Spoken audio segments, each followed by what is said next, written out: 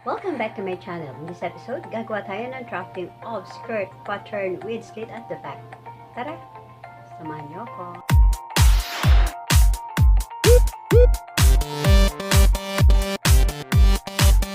Sa paggawa ng skirt pattern with slit at the back, ang panukat na ating gagamitin ay by inches at ang body measurement na ating kakailanganing gamitin ay waist divided by 4, hip 1 divided by 4, hip 2 divided by 4, skirt length, desired length o kung ano po yung gusto ninyong haba sa skirt, bust distance divided by 2, slit length or haba ng slit sa likod, ang given po natin ay 7 inches. Maaari rin po namang mas maikli, 5 inches. Nasa sa inyo po iyan. But this time, ang gagamitin po natin ay 7 inches. Ang slit width naman or lapad nito ay 2 inches. Yan po ang constant natin. Length is 7 inches and width is 2 inches para po sa slit at the back. Ang waistband na ating gagamitin ay 1 1/4 po ang lapad. Maaari rin namang mas malapad pa rito, depende po sa inyong desired na lapad. At ang ating pong methods na gagamitin sa paggawa ng pattern drafting ay back and front foundation lines using ang gamit ang panukat inches po. Yan, umpisahan po natin. From top of our pattern paper, dito po bandang taas, maglaan po tayo ng 2 inches. And then, gumuhit tayo pahalang. Pwedeng magmula sa kanan, pwedeng magmula sa kaliwa. Gumuhit pahalang.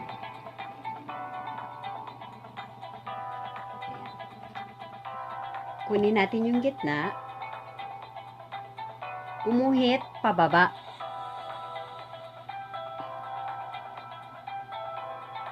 Guhit tayo pababa.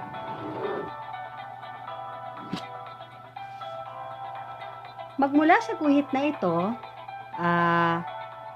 gumuhit ulit tayo ng pababa sa pagitan ng 3 inches.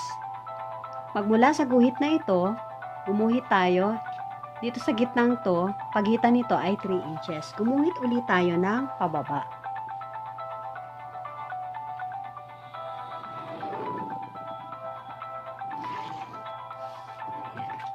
So, meron tayong tatlong guhit.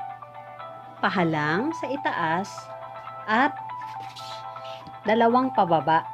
At sa pagitan ng dalawang guhit na pababa na ito, 3 inches po ang pagitan nito.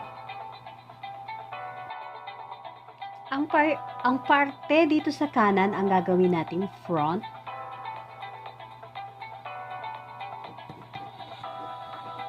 Skirt front dito sa kanan at dito naman sa kaliwa ay back. Back and front foundation lines. Okay, let's start from the back part. Punta tayo dito sa taas. A is the starting point. Let's mark it A dito sa taas. From A, pupunta tayo sa B. B is the hip 1. From B, pupunta tayo sa C. C is the hip 2. Guys, before that, from A to C is the waist to hip length. Kukunin natin yan. Depende po yan sa height ninyo. Dito sa ating sample, ang atin pong given waist to hip length is 7. So, kukunin lamang po natin yung tagkakalahati nito. From A to B, hip 1, 3.5. Ito po yung sukat natin dito sa ating gagawing pattern. And then from B, papunta tayo sa C, magdadagdag na naman tayo ng 3.5. That is hip 2. Guys, ang waist to hip, depende po iyan ha, sa sukat ng inyong katawan. Depende po iyan sa inyong height. Okay, from A to D is the skirt length. Our given skirt length, let's say for example, is 23. From A going to D, yan, guguhit tayo pababa. Kaya lang, magbabawas tayo ng 1 1/4 inches para ito sa waistband. So, yung given nating skirt length na 23 inches, babawasan natin ng 1 1/4 inches, magiging 21 3/4 na lang siya. From A, going down to D, that is the skirt length. 23 inches is the given skirt length minus the waistband na 1 1/4, magiging 21 3/4 na lang. Okay, let's proceed to E. Our waistline, our given waistline, let's say is 25 inches. That would be 6 1/4. Yan. So, from A, kukunin natin yung 6 1/4, guguhit tayo, papunta sa kaliwa, ayan, and we will mark it E as our waistline. So, let's proceed to E. F. F is the hip 1 circumference. Let's say our hip 1 circumference measurement is 32 at ang 1/4 nito ay 8 inches. So, kukuha tayo ng 8 inches from B, going to the left. Ayan, guguhitan natin yan. Ng hip 1. Going to the left na 8 inches, which is 1/4 of our hip 1, and we will mark it F. And then, we will proceed to G. G is the hip 2. Our given circumference of hip 2 is 33. Let's say 33. Ang 1/4 ng 33 is 8 1/4. So, guguhit na naman tayo ng 8 1/4 from C going to the left. Ayan. Square lang natin ito. Papunta dito sa kaliwa. 8 1/4. And then, we will mark it G. Next, we'll proceed to H. Kukunin din na lang po natin yung sukat ng hip 2. I-square down lang natin. Kung ang C to G ay 8 1/4, i-square down lang natin yung 8 1/4, ibababa lang natin. Susukat tayo ng 8 1/4, guhit pa kaliwa,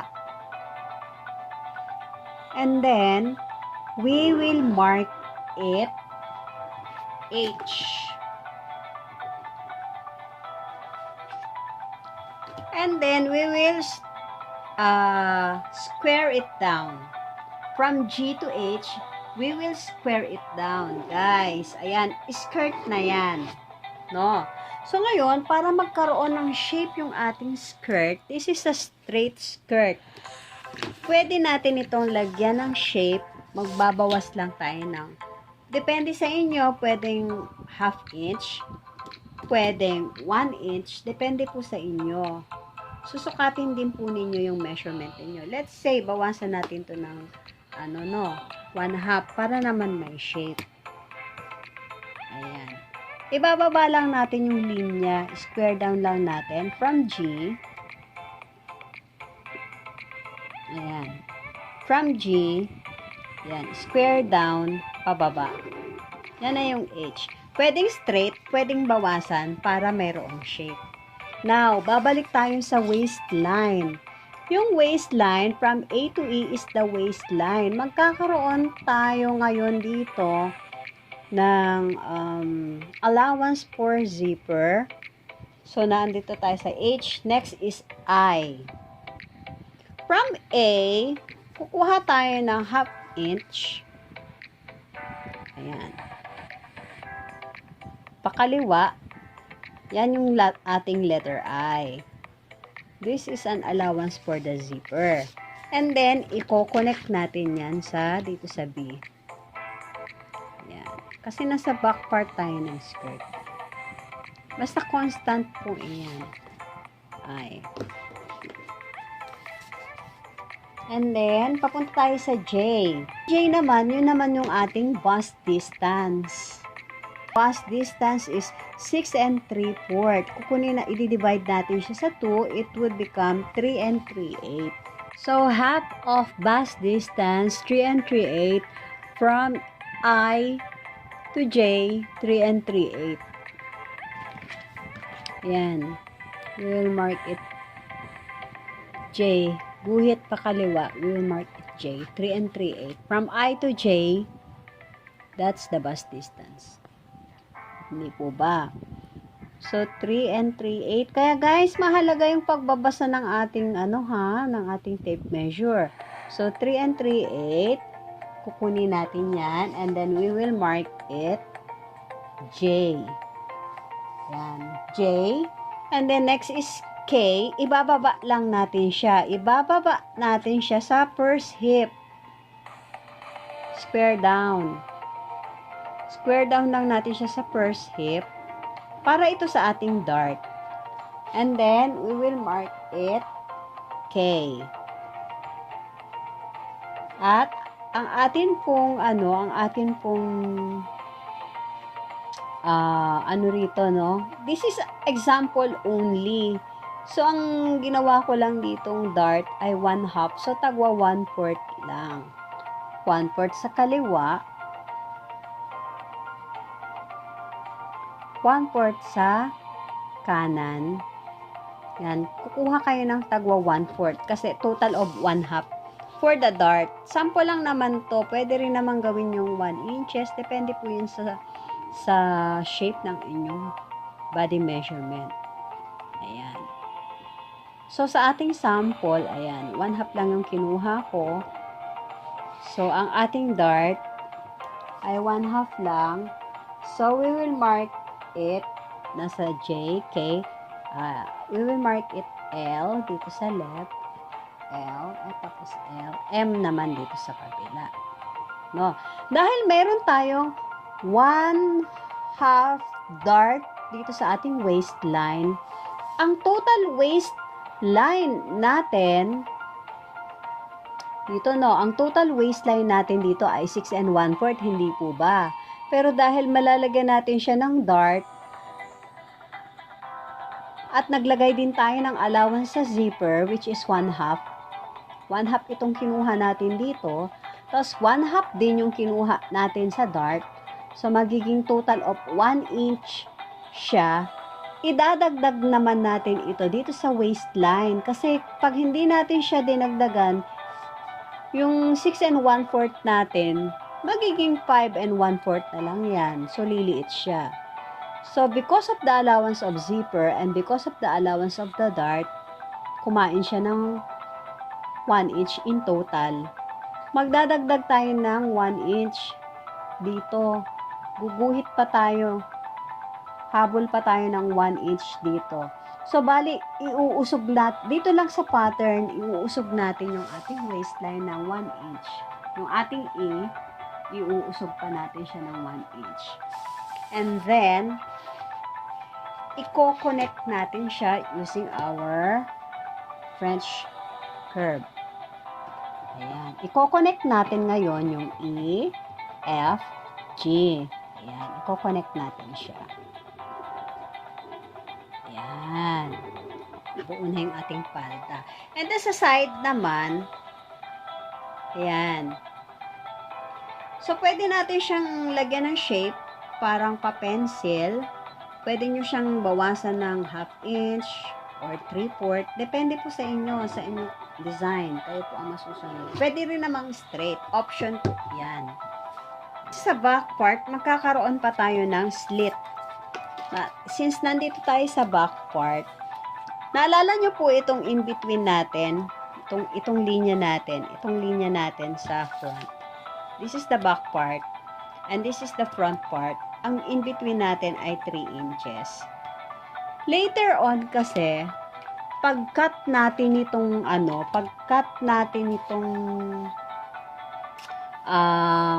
ating pattern, magkakaroon tayo ng 1 inch side seam allowance. 1 inch. Hindi po ba? So, ngayon,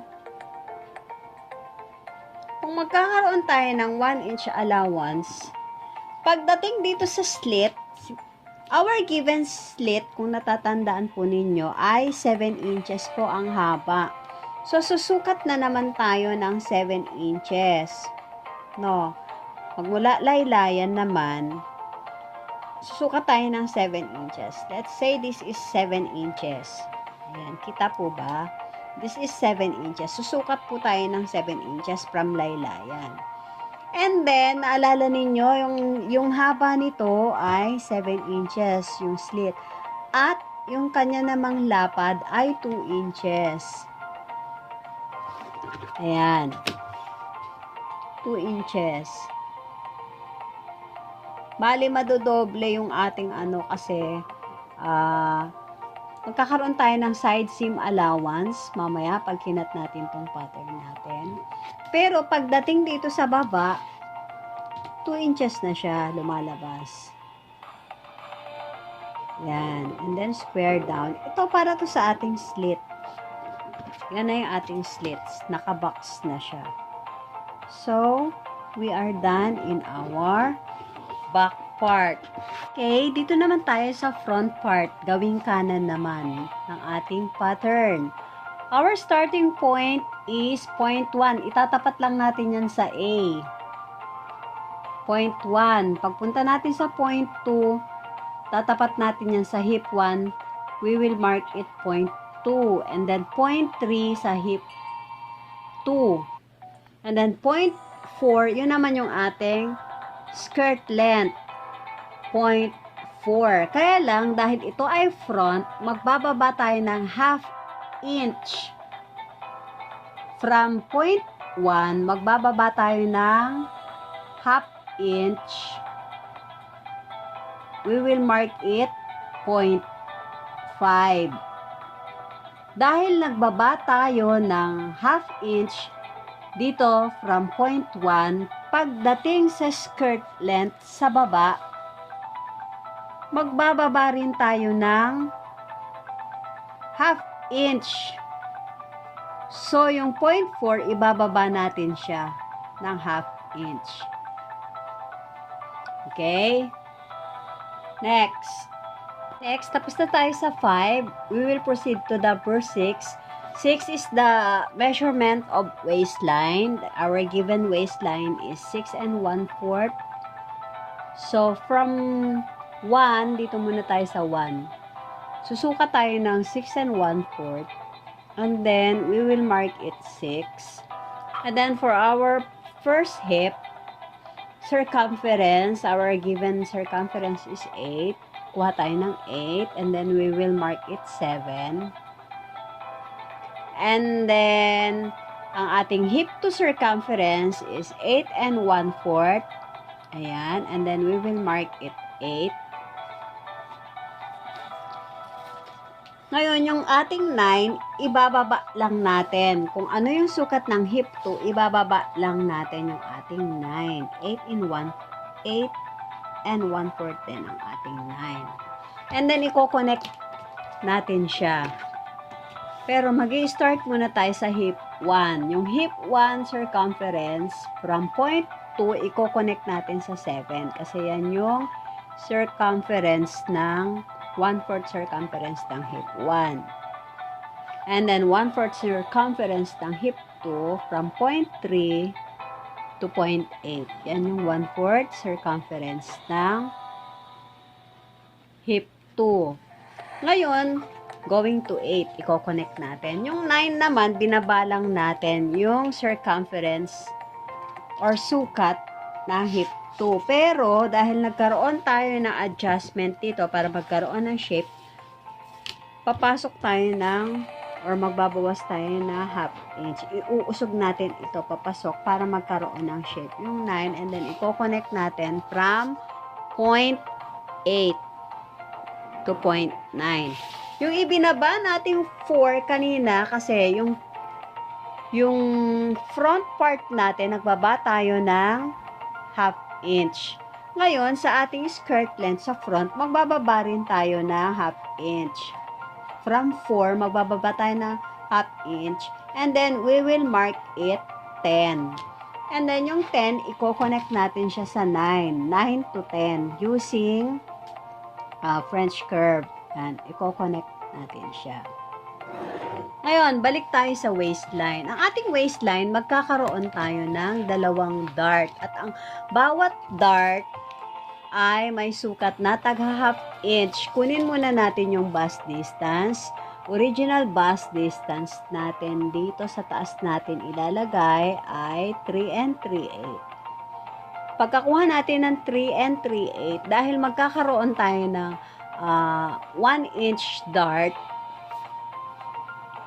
from 1 inch dart, so from 0.6, mag-a-adjust tayo or magdadagdag tayo ng 1 inch allowance for dart. Okay? So, from bust distance, papunta dito sa bago, yung may allowance na, kukunin natin yung kalahati nito. Yan. And then, we will point it for our second dart. O, andito na tayo sa 10. Na-connect na natin yung 10. We're looking for 11. Ang 11 natin, ito.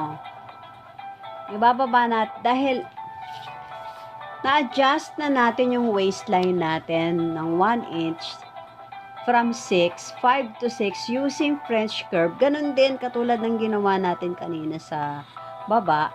Using French curve from 5 to 6, i-connect na natin siya using French curve. Okay? And then, yung minark natin dito kaninang dart, ibababa natin siya from here. And then, dahil bumaba siya, yung dart natin, instead na first hip siya, medyo susobra siya ng konti sa first hip. So, instead na 3.5 siya, magiging 3.75 or 3.34. Ayan. Our dart, first dart, we will mark it 11 here, and then pababa, we will mark it 12. This side is 13, the other side is 14. Ngayon, yung ating second dart, ito, hindi naman siya aabot, hindi siya magpapantay. Mas maiksi siya ng konti compared to, gawin na lang natin siyang 3 and 1/4 inch. 3 and 1/4 inch. And then, we will mark it 15. This dart, we will mark it 15. Ayan, ibababa natin siya. We will mark it 16, 3 and 1/4, 16. And then, yung side niya, taga half inch. We will mark it 17 and 18. Ayan. I-connect natin to 6, 7, and 8 using French curve. Connect natin siya.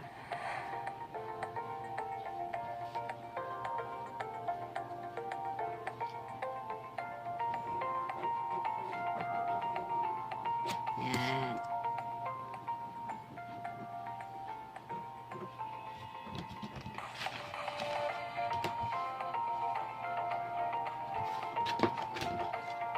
So, ayan, halos buo na ang ating skirt. This is the front and this is the back. Kulang pa tayo ng nawawala pa dyan yung waistband. Ngayon, yung ating waistband, kukunin lang natin yung ating waist, which is measurement ay 26 inches. Magdadagdag lang tayo ng 1 inch for the overlap. So, 25 plus 1 inches equals 26 inches. Ayan. So, kuha tayo ng haba na 26 inches. At ang lapad naman na gagamitin natin ay 1 and 1/4 pilon. So, yun yung magiging lapad ng ating waistband. 1 and 1/4. Ayan. For our waistband, length is 25 plus 1 inches for overlap equals 26 ang length. At ang width nito ay 1 and 1/4. Ngayon, sa pagkat nito, itong ating palda sa back part, ikakat natin ito 2 piraso. 2 pieces magkahiwalay. Dito naman sa front part, ang pagkat natin dito, di ba na shape natin to? Itong part na to. Ang pagkat natin dito ay naka-fold. So, para hindi tayo malito na naka-fold, gagawa tayo ng mark. Ayan, 3 bilog. Ayan, parang Mickey Mouse. Ayan, ayan. Meaning, folded yan. Naka-fold ito. Okay? So, magkakaroon tayo ng, ito naka-fold. Yung front part is naka-fold. 1 piece lang ito. Yung front part is 1 piece folded. Center fold. Naka-fold. Okay? Ngayon, magkakaroon nito ng allowance. Yung allowance nito, sa mga side seam allowance is 1 inch. Both sides, 1 inch. And then, dito naman sa hemline is 1 and 1/2 inch allowance sa ilalim. At dito naman sa bandang zipper, bali i-slant din to. Di ba naka-eye to, nakapasok to ng 1/2 inch. Ganon din. Dahil 2 pieces ito, 1 inch, then yung allowance nito. Pero pagdating dito sa gawing ibaba, 2 inches na ito kasi meron nga itong slit width. Kaya magiging 2 inches yung allowance nito. And then, dito naman sa baba, sa taas, ang allowance nito ay 1/4 inch. Sapat na yan, 1/4 inch. Ayan.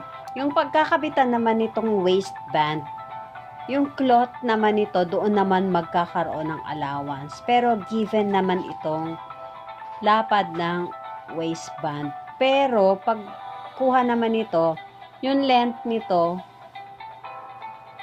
it's either 26 or 13 lang na nakatupi.